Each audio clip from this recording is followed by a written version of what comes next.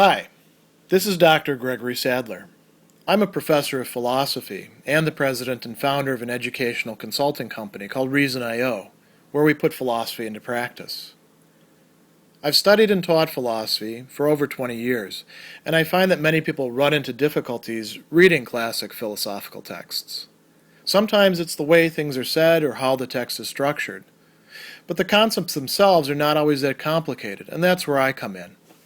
To help students and lifelong learners, I've been producing longer lecture videos and posting them to YouTube. Many viewers say they find them useful. What you're currently watching is part of a new series of shorter videos, each of them focused on one core concept from an important philosophical text. I hope you find it useful as well. In the course of his unfinished work, the Pensées, Blaise Pascal has a long passage discussing the infinite, or rather two infinites, and how we human beings who can conceive of the infinitely great and the infinitesimally small, how we fit into that picture and what its implications are for our capacities to know the world and understand ourselves. He positions us between the infinitely large, what we typically understand as the infinite or infinity. And there he's thinking about it not just in terms of some sort of mathematical concept, but also the universe and its vastness itself. We'll come to that in a moment. And then he, you might say, wavers back and forth between the infinitesimal, the infinitely small, and nothing, néant, rien, in French. So he tells us that we should reflect upon ourselves and understand where we fit in. So he says, let us contemplate the whole of nature in her full and grand majesty and turn our vision away from the low objects which surround us. So what is he talking about there? You know, there were a lot of not just mathematical and geometrical, but also astronomical and physical advances being made in Pascal's time. Some of them by way of experiment, some of them by way of observation, some of them merely by theorizing. Some of those theories would turn out to be true, some of them would turn out to be false later, but a picture was now arising in which we human beings and the world that we inhabit is not at the center of the universe. Rather, we're just one small bit of it.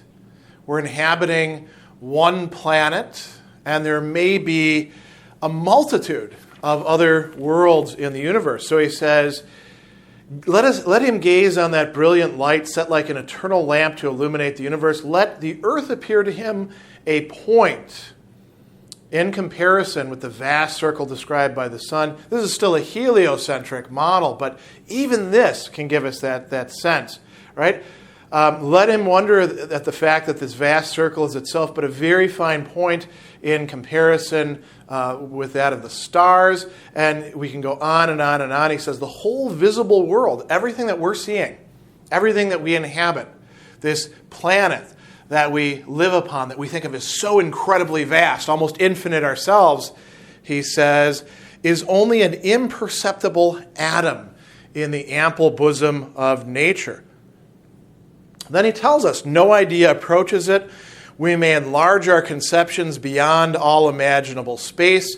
We only produce atoms in comparison with the reality of things. Our capacity to imagine what the universe must be like or could be like is rather weak and limited by comparison to what the universe does, in fact, turn out to be like.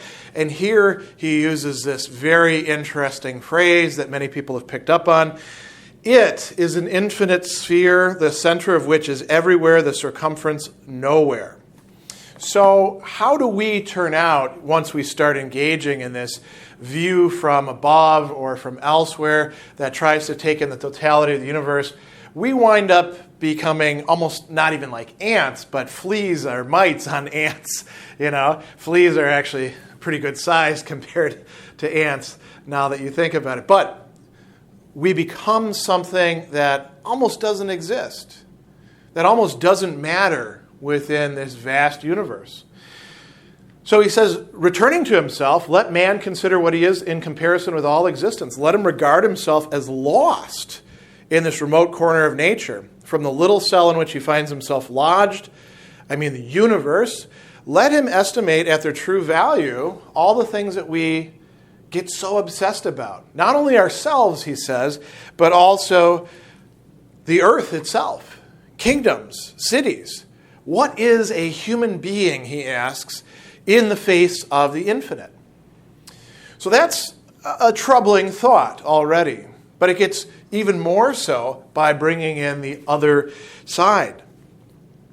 He says, let a mite, a tiny, tiny little arthropod be given him, with its minute body and parts incomparably more minute, limbs with their joints, veins in the limbs, blood in the veins, humors in the blood, drops in the humors, vapors in the drops, dividing these last things again. Let him exhaust his powers of conception. Let the last object at which he can arrive be now that of our discourse. And here he says, listen, some people think that there is, in fact, a smallest point in nature. We have these atomists. There was a revival of this in the modern age under, for example, Pierre Gassendi. And they thought that you could get to a smallest bit of matter. And Pascal says, I see within that even a new abyss. I will paint for him not only the visible universe, but all that he can conceive of nature's immensity in the womb of this abridged atom. Let him see an infinity of universes, each of which has its firmament, its planets, its earth in the same proportion as in the visible world, in each earth animals, and in the last mites, in which he will find again all that the first had, finding still in these others. He goes on and on. Now, this is purely speculative, and this doesn't turn out to be the way that nature does work once we, start using electron microscopes or whatever it is that, 100 years from now we're going to have that goes even deeper. But it turns out that the infinitely small reveals an entire cosmos, a world, to us at each point. And he goes on and he says that what is the human being in nature? Now, it depends on which perspective we adopt. He says, by comparison to the infinitely large, we are a nothing. We barely exist at all. By comparison to the infinitely small, we are a world, a cosmos. You might pause to think for yourself about your own body and what we know of it at present, that you are an entire assemblage, very complexly organized, of all sorts of systems which are themselves comprised of cells which are in communication and circulation with each other in a myriad of different ways. But it goes even further. We now know, for example, that you are not just those organized systems of your own cells that came from, say, your own DNA and processes of reproduction. You're also colonies of bacteria, which can die off and be replaced by other bacteria. They exist all over your skin, within your gut. You are, in fact, to use, Walt Whitman's famous phrase, multitudes. So which of these perspectives is correct? That's where it gets quite interesting. Both of them are correct. Both of them tell us what we are.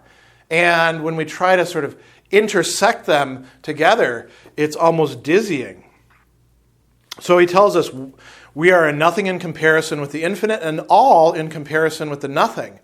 A mean, we are a middle place between nothing and everything. And here's where the upshot comes in. Since we are infinitely removed from comprehending the extremes, we can't understand the infinitesimal, we can't understand the infinite in terms of the physical universe. We can imagine it, but we can't comprehend it. He says, the end of things and the beginning are hopelessly hidden from him in an impenetrable secret. We're equally incapable of seeing the nothing from which we were made and the infinite in which we are swallowed up. So there's a sort of skeptical conclusion coming from this. And Pascal goes on and says, this is why we have gone wrong in trying to understand nature. He says, through failure to contemplate, not just to comprehend, which we're not actually capable of, but just to contemplate, to take into account these infinities, men have rashly rushed into the examination of nature as if they bore some proportion to her. We anthropomorphize nature and thereby get it wrong. So he goes on and he tells us that all of the sciences are infinite in the extent of their researches. So it's not just the physical world, but also, when it comes down to it, the world of the mind, the mental world, the world of the spirit. He says, who doubts that geometry has an infinite infinity of problems to solve? They're also infinite in the multitude and fineness of their premises. Those which are put forward as ultimate are not actually self-supporting, but based on others, which, having others for their support, do not admit of finality. But we represent some as ultimate for a reason, in the same way as in regard to material objects. We call that indivisible point beyond which our senses can no longer perceive anything, though by its nature it is infinitely divisible. So what is he telling us about our own scientific endeavors, our ways of understanding not just the universe, but our place in it, and how we, in fact, make sense of it and approach it? Even when we turn to those things, we are positioned between these two infinities. We don't even know our own subject matters that are our own activities thoroughly at each end. So he goes on and he says, we naturally believe ourselves far more capable of reaching the center of things than embracing their circumference, but we need no less capacity for attaining the nothing than the all. Infinite capacity, which we don't possess, of course, is required for both. And he says, it seems that whoever shall have understood the ultimate principles of being might also attain to the knowledge of the infinite. The one depends upon the other, and they each lead to each other. So what is the upshot going to be of this doctrine of the two infinities for somebody like Pascal? He says that we are something, we are not everything. The nature of our existence hides from us the knowledge of first beginnings, which are born of the nothing. The littleness of our being conceals from us the sight of the infinite, the infinitely great. So he tells us that we are limited in every way. We can understand the things that are in between much better than we can the great or the small. We only understand the things that fit our frame. So he gives us a lot of examples here. Too much sound deafens us, too much light dazzles us, too much distance hinders our view. First principles, here's where something very interesting, are too self-evident for us. And he says, in short, extremes are for us as if they were not, and we are not within their notice. They escape us, or we them.